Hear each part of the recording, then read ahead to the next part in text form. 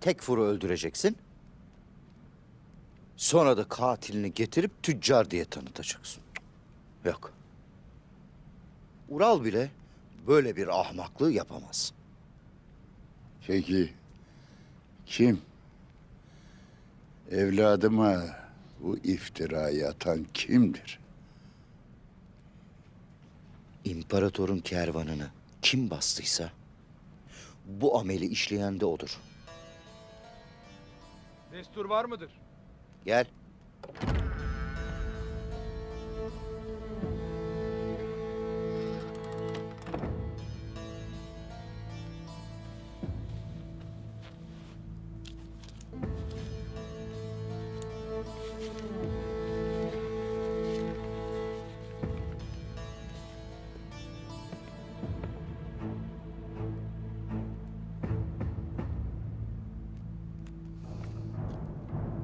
Komutan Vasilius.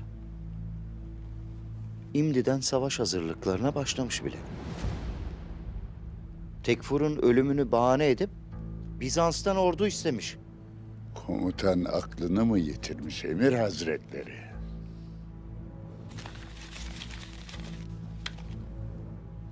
Taşlar İmdi yerine oturmaya başladı Candar Bey. Merak etmeyesin. Ural bu meselede suçsuz. Katilin kim olduğu da aşikar. Aşikar ama... Cık. Yok, bu savaşı durdurmam lazım. Durduramazsam daha çok kan akacak. İyi de nasıl durduracaksınız bu savaşı Emir Hazretleri?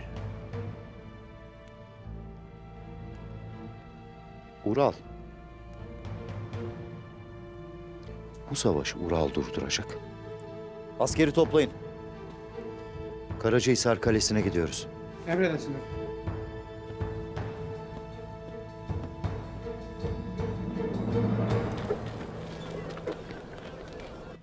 Artuk Bey, bu mahkeme kayıların itibarını yeniden kazanması için çok mühimdir Artuk Bey. Bunu istemeyenler bize yeniden saldırabilir.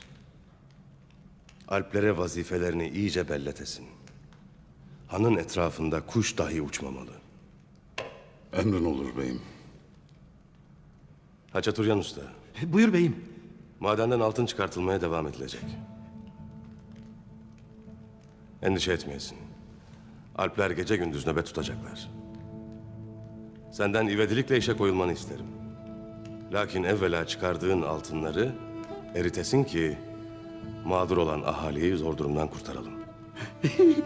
Emredersin beyim. Zaten kuzucuklarım da beni özlemişlerdir. Kaleden alacaklı olan tüccarlar mağdur olmuşlardır Aleko. Haçaturyan Usta'nın erittiği altınları adaletli bir şekilde dağıtasın. Tanrı sizi korusun. Bu fedakarlığınız eminim tüccarları çok memnun edecektir. Bamsı nerede Artuk Bey? Bamsı kaleye gitmiştir beyim. Bamsı bizden evvel kaleyi fethedecek Artuk Bey. Hem de içten.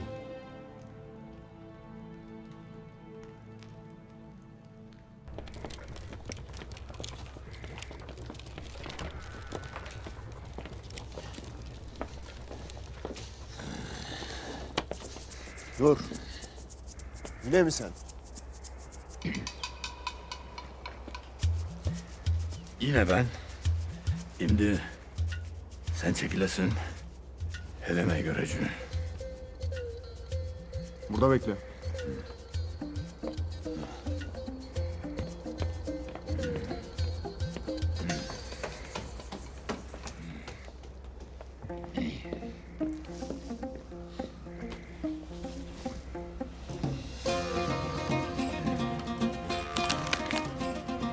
Git, ötede beslen, Türk.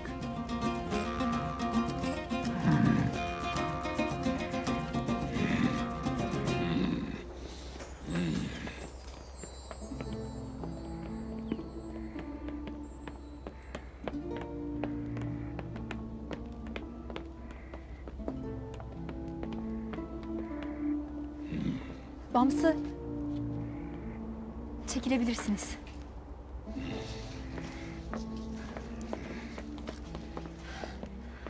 Bamsı, bir daha buraya gelme. Bir daha buraya gelme.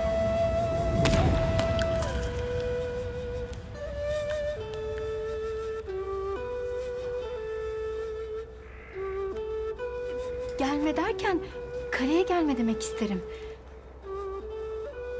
Ben her gün güneş tam tepedeyken suların dibindeki çeşmeye giderim. Beni orada bulabilirsin. Öyle dersin yani. Anlaştık o vakit. Helena, ben buraya niye geldim bilir misin? Belki acını hafifletir diye babanın katili hakkında haber vermeye geldim. Yoksa geberdi mi soysuz? Yok, yani henüz değil. Önce mahkeme kurulacak, sonra geberecek.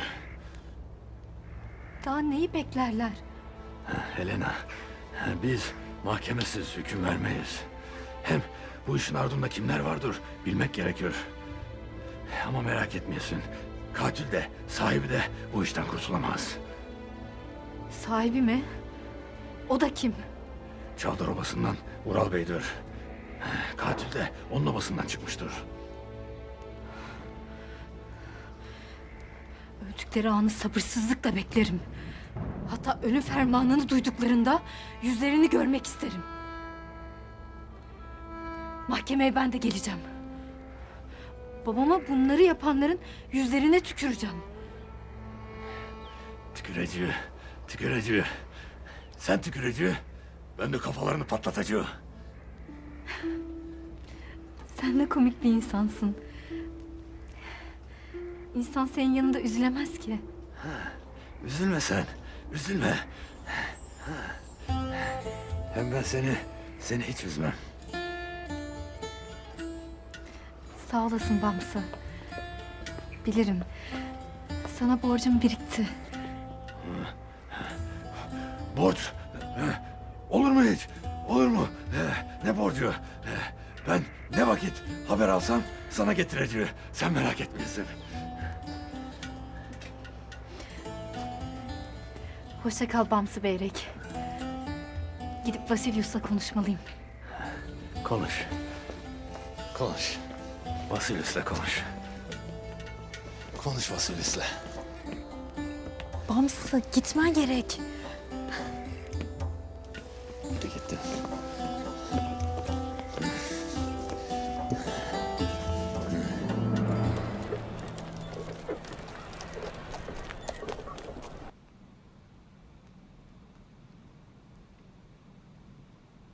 Böyle herkes hak ettiği yerde olunca kardeş, keyfim yerine gelir.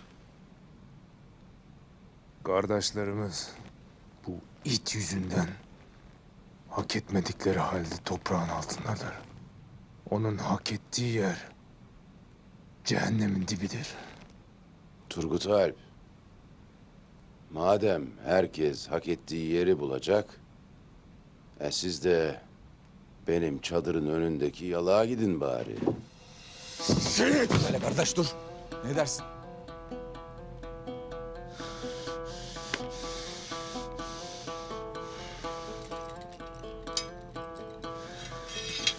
Bana kalsa ne hüküm dinlerim ne muhakeme. Ben senin cezanı çoktan kestim.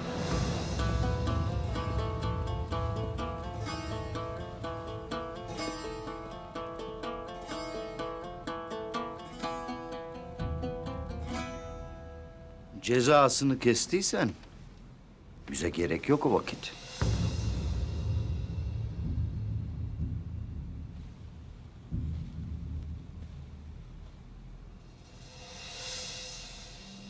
Ağzından çıkanı kulağın işitsin.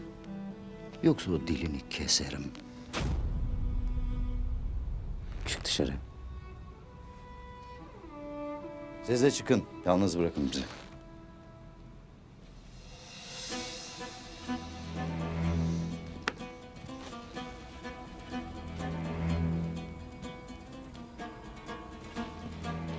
Emir Saadettin Köpek Hazretleri, tutsağını ziyarete mi geldi? Ne ekersen onu biçersin. Sana defaatle söyledim. Hırsın ve ahmaklığın seni 1000 türlü belaya sokacak dedim. Ama sen ne ettin? He? Kendini öldürtmek için Ertuğrul'la yarıştın. İkinizin de ettikleri civarın istikrarını da sultanımızın emellerini de bozmaktadır. Tekfur'u ben mi öldürdüm Emir Hazretleri? Sen de mi buna inanırsın? Hayır. Tekfur'u senin öldürtmediğini bilirim. Lakin vaktiyle öyle hatalar yaptın ki suç yine senin. Herkes senin hırsını kullandı. Seni kendilerine yem ettiler, yem. Suçsuz olduğumu bilirsin. O vakit çıkar beni buradan. Çolpan yüklüdür. Bunca acıyı kaldıramaz. Nikahınız da yarım kaldı. Babamın da canı burnunda. Her şey bir anda aleyhimize döndü. Lanet olsun sana Ertuğrul. Ettiklerin bir bir başına gelsin.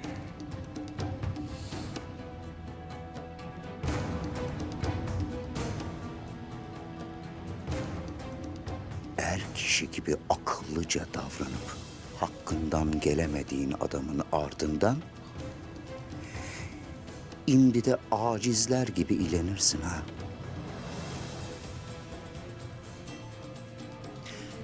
Sen akıllanmayacaksın Ural. Sen adam olmayacaksın.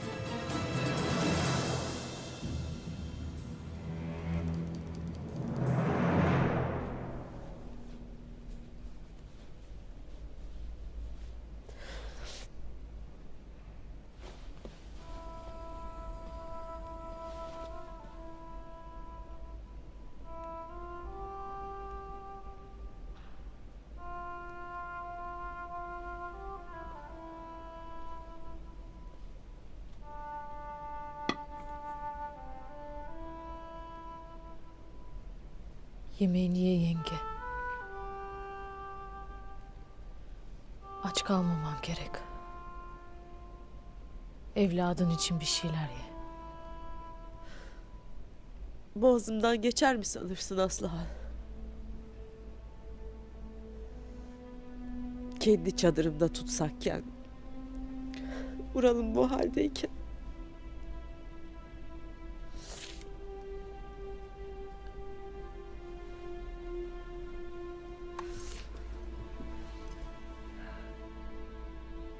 Ne seni düşünürüm, ne abimi. Ben yeğenim için endişe ederim. Onun bir günahı yok. Sen bizim suçlu olduğumuzu düşünürsün. Kim suçlu, kim haklı birbirine girdi yenge. Ural abimin hırsını bilirim.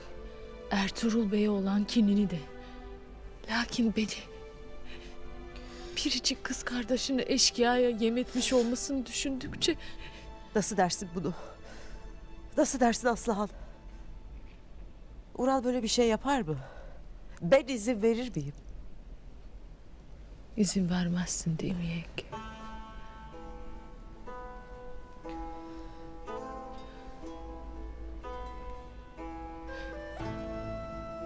İmdiye dek babam, abilerim ne istedilerse yaptım. Onları utandırmamak için yaşadım. Emir Saadettin'e verdi beni babam. Ona dahi olur dedim. Şimdi görürüm ki herkes kendi menfaatini düşünür. Ona göre işi varmış. Zavallı Aslıhan da başkalarını mutlu etmek için kendini parçalarmış.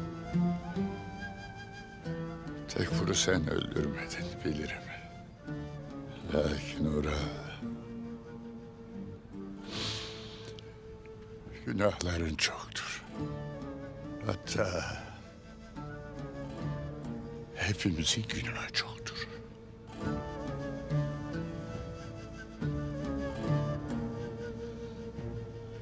Ben tüm ömrümü Sırat Köprüsü'nün üzerinde geçirdim. Kıldan ince, kılıçtan keskin kararlar verdim. Lakin Ertuğrul'u alt etmek için verdiğim kararlar belimi büktü.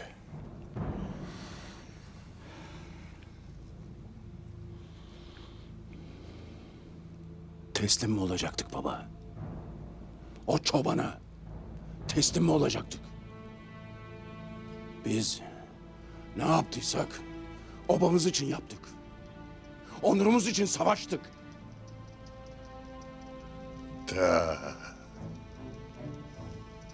Ural,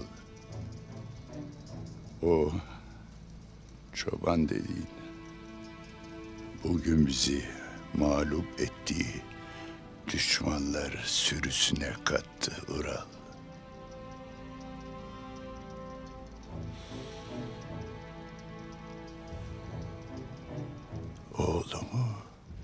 Oğlumu gelinimi kendi obalarında tutsak etti.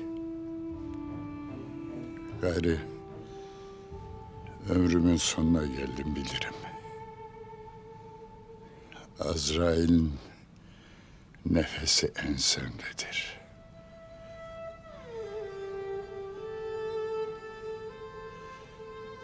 Lakin oğlum, lakin bacını eşkıyaya yem edip onca masum insanın kanına girdiysen, Toktamış kardeşimi öldürdüysen, hakkımı helal etme. Hakkımı helal etme. Gözlerim açık gider.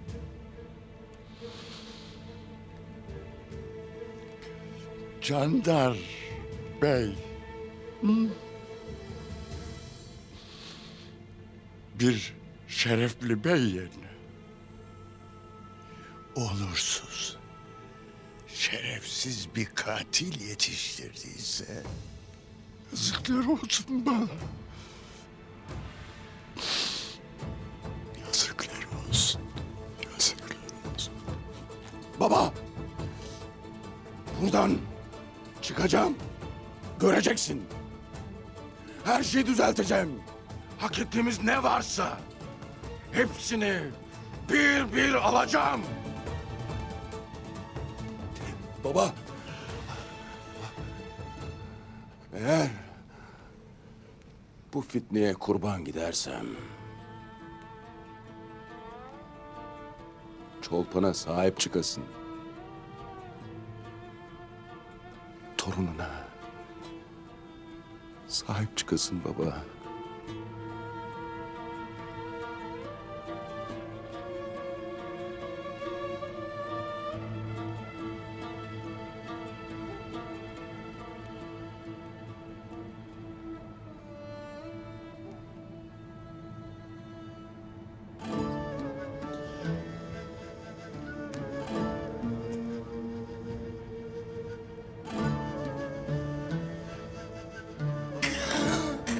Baba. Baba. Aliyar! Aliyar! Baba! Aliyar! Aliyar yetiş! Baba! Turgut! Baba! Hemen şifa çadırına götürelim. Ben şerefsiz değilim baba! Onursuz değilim! Ben şerefsiz değilim! Ben şerefsiz değilim!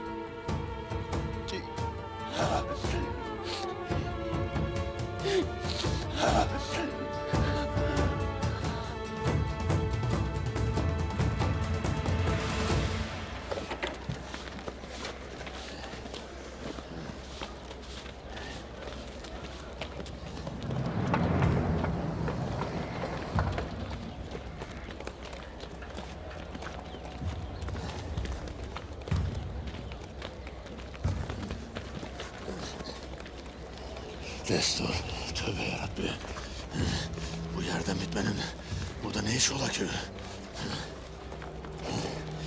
Buraya uğursuz adam. Kim bilir neyin peşindesin.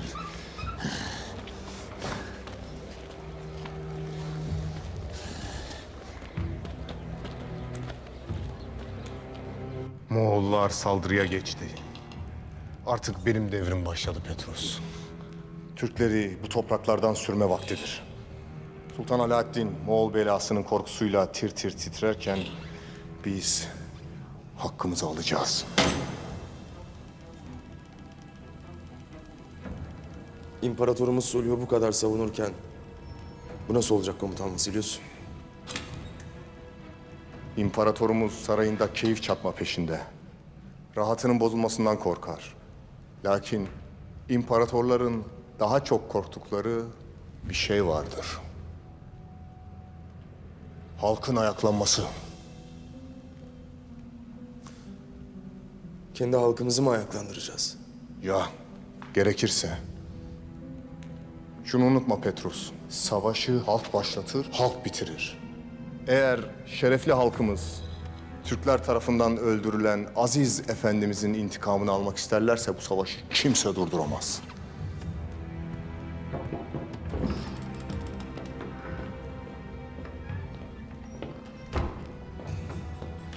Selçuklu Emiri Saadettin Köpek geldi efendim. Sizinle görüşmek ister.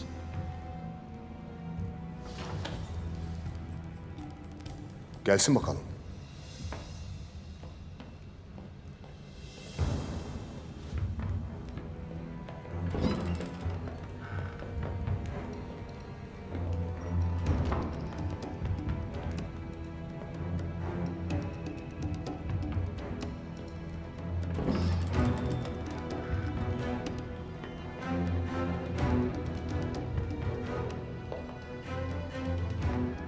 Emir Saadettin. Komutan Vasilius.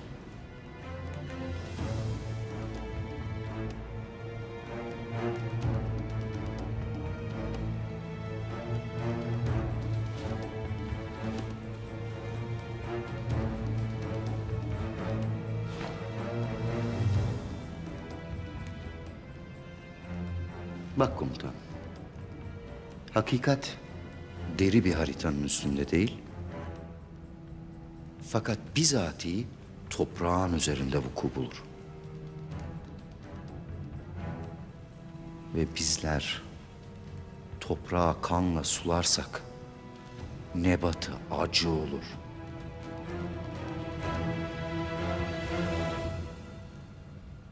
Biz savaşçıyız. Çiftçi değiliz Emir Saadettin. Toprağın üstündekilerle ilgileniyoruz, altındakilerle değil. Ve üstündekiler yerin altına girmek isterlerse yardım ediyoruz. Biz o meşrepteki insanlara savaşçı değil, katil deriz. Ya. Unutma komutan. Katiller tarihin en sevmediği çocuklarıdır.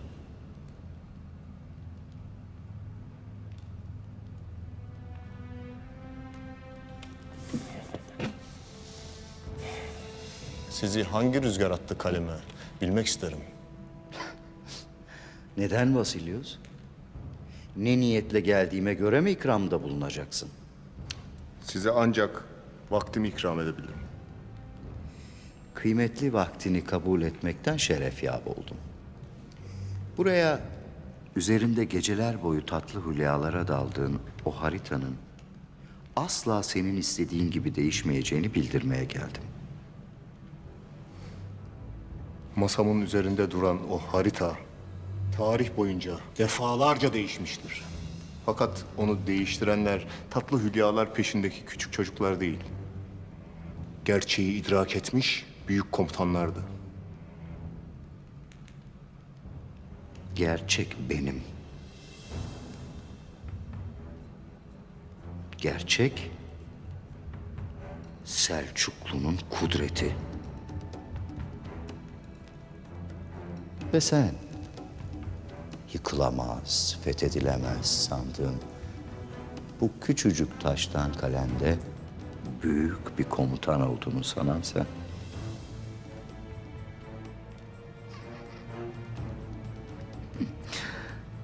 Lakin unuttuğun bir şey var. Başlatmaya çalıştığın savaşta ilk gidecek olan kelle senin kellendir.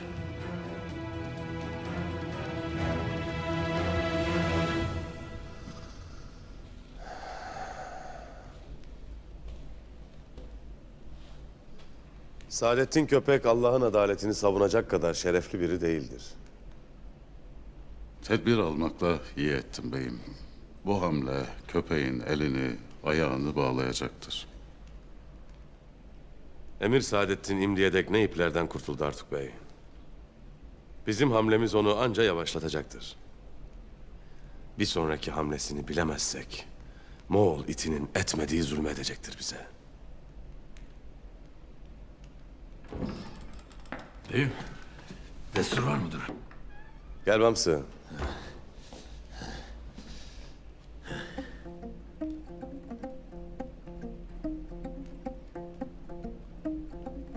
Hayrola Bamsı? Bu ne hal? Beyim, köpek Karacahisar Kalesi'ne gelmiştir. Kendi gözlerimle gördüm. Köpeğin kalede ne işi ola ki Bamsı? Emin misin? Eminim beyim, eminim. Helena'yı görmeye gitmiştir. Yani beyim, Helena'ya babasının katiliyle ilgili haber vermeye gitmiştim. Tam dönerken bir de baktım ki köpek askerleriyle beraber kaleden içeri girmekte. Lakin beyim, saklanmışımdır. Kimsecikler beni görmedi. Peki Bamsı.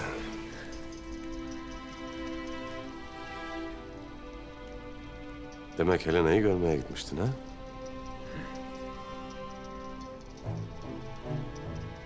Beyim.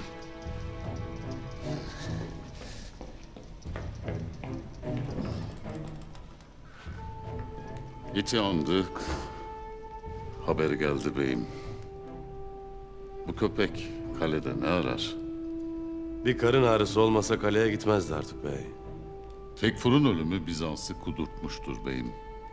İntikam isteyeceklerdir. Köpek de. Köpek de bedel ödeyip savaşı durdurma peşindedir. Ve biz bu bedelin ne olduğunu bulamazsak aldığımız tedbirler boşa çıkacaktır Artuk Bey. Hesabını nasıl biliriz beyim? Bu köpek bildiğim en kötü adamdır. Onun zayıf yanı gururudur Artuk Bey. Gözün üzerinde olsun. Emrin olur beyim. Nefesini dahi elekten geçiririm.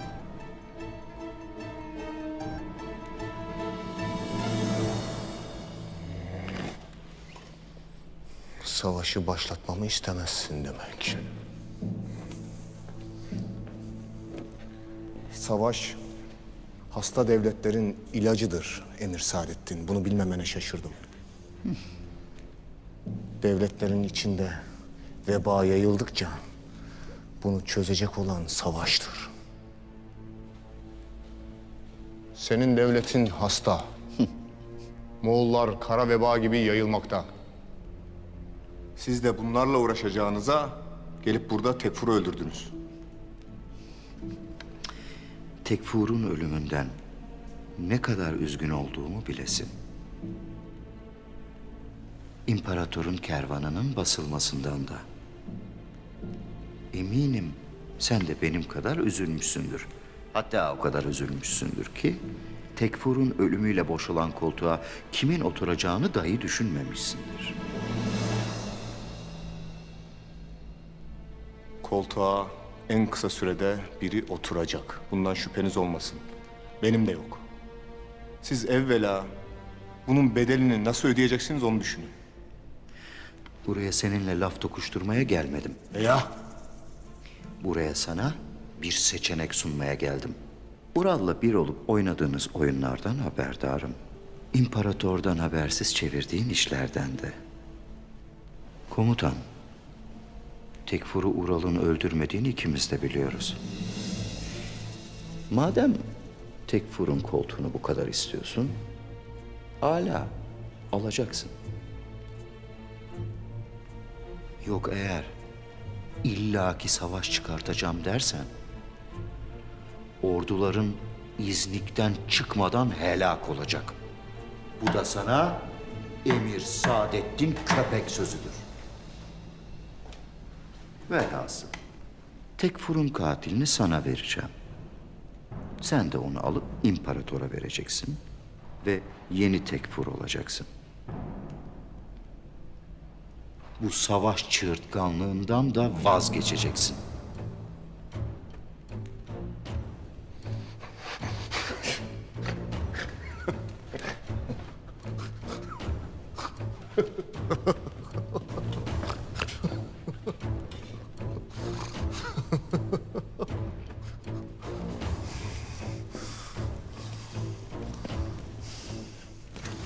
Dedikleri kadar kurnazsın Emir Saadettin. Görürüm ki Selçuklu Devleti çok zeki bir adamın ellerine emanet. Umarım bir gün böyle bir adam sana da gelip o çok istediğin Selçuklu tahtını verir.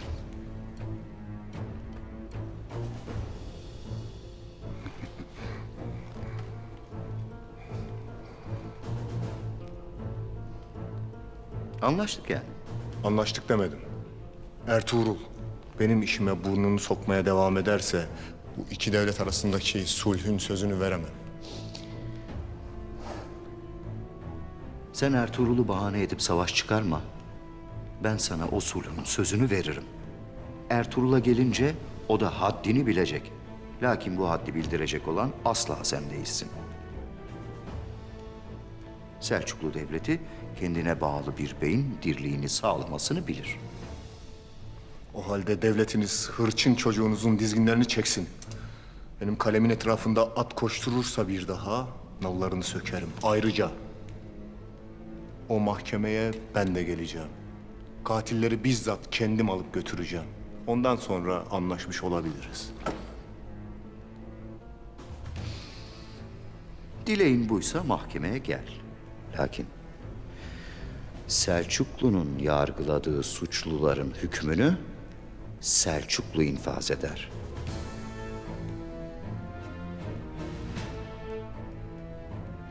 Urallı Laskaris mahkemeden sonra uzun bir yolculuğa çıkacak. Sen de emanetlerini bu yolda alacaksın.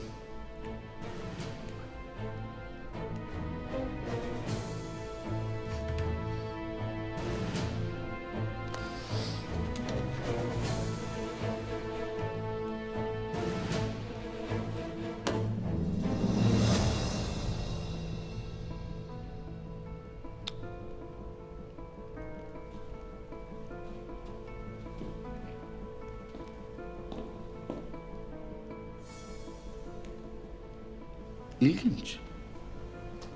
Sultan Alaaddin'in sarayında da böyle bir harita var. Ya öyle mi? Bir gün ordularımla saraya geldiğimde kendi gözlerimle görmek isterim. Göreceğin son şey olur. Lakin fikrini değiştirirsen sana yenisinden bir tane yollayayım. Yeni sınırlarınızın üzerinden hayal kurarsın. Memnuniyetle beklerim. Nöbetçiler.